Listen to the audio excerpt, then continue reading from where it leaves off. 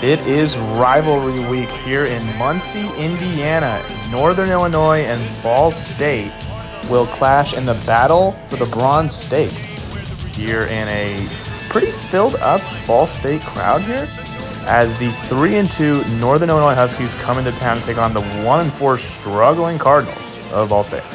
And on the very first play from scrimmage, going in motion and getting it out to Darrell Michelle, who turns upfield and gets near midfield.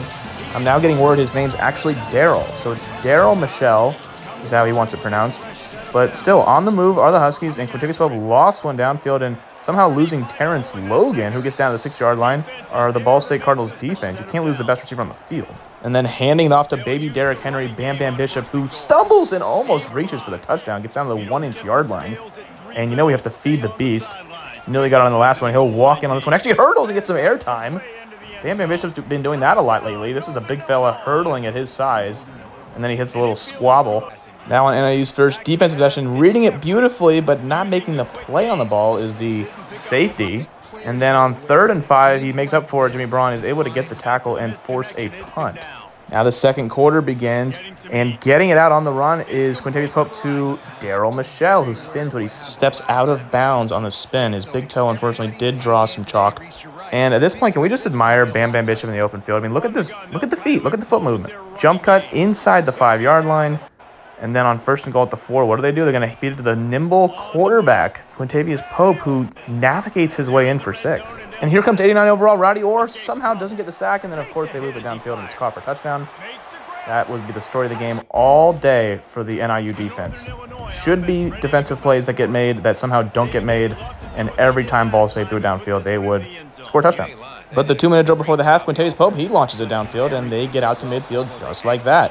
And NIU's moving very quickly, and they snap it with 110, and Quintavious Pope waits for the route to develop and launches downfield to guess who? Terrence Logan again. Now 2nd and 20 after a holding, and Quintavious Pope, he's really getting used to this moving with his legs thing. He fires out to Sean Brake, who spins inside the 7-yard line. And it's 1st and goal with 30 ticks. And on 1st and goal, just a methodical, surgical drive by Quintavious Pope. He launches it out to Darrell Michelle, who makes a move and scores. Now 3rd quarter starts, NIU still leads by 7, and Bam Bam Bishop is coming through, and he's just running over people. Now they go on soft play action. They're looping one downfield to whoever that guy is. Now, finding a little bit of a rhythm here on offense, they're going to go a little zone toss to Darrell Michelle, who spins back and cuts upfield, gets inside the 20-yard line, tiptoes down to the 15. On 1st and 10, Quintavious Pope launches one downfield to Sean Brake, who catches it down to the 3-yard line. And on 1st and goal to 3, would you believe it? They don't score any points. We get stepped to the 1-yard line on 4th and goal, and Ball State would go 99 yards in 2 plays in 35 seconds.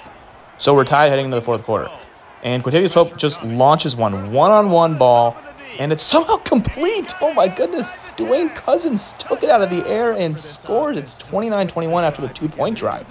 And then here comes this ridiculous RPO nonsense. They score in literally like 2 plays again. They go for 2, and wide open in the flat, no one covering, but he's short by an inch. He couldn't roll in. Now we're down 30-29. Don't even ask why. 4th and 6, we have to go for it with 3 minutes to go, and wide open, streaking is Dwayne Cousins. How big has he been in this game?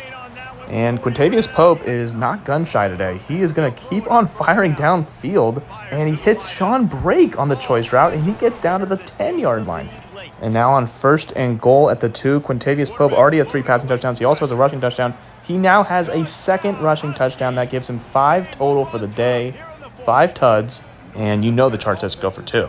But they're going to go Wildcat, so Pope's not even in the game. They're going to go to Darrell Michelle, who plunges in. It's 37-30. You know how this ends. We're not going to stop Ball State no matter what happens. Definitely not on 3rd down.